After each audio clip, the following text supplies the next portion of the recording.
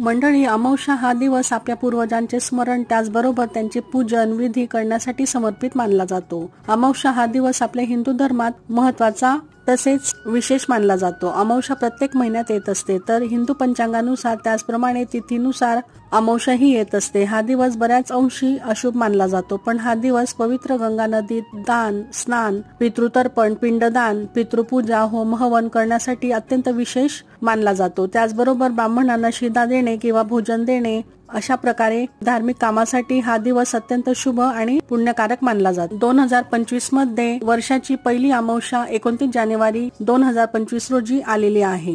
मौनी अमावस्या 28 जानेवारी मंगळवारी संध्याकाळी 7:37 प्रारंभ होणार आहे, तर दुसऱ्या दिवशी 29 जानेवारी बुधवारी सायंकाळी 6:06 समाप्त होणार आहे. या दिवशी काही गोष्टींचा त्याग केला जातो. या दिवशी दान आणि स्नानाला विशेष महत्त्व आहे.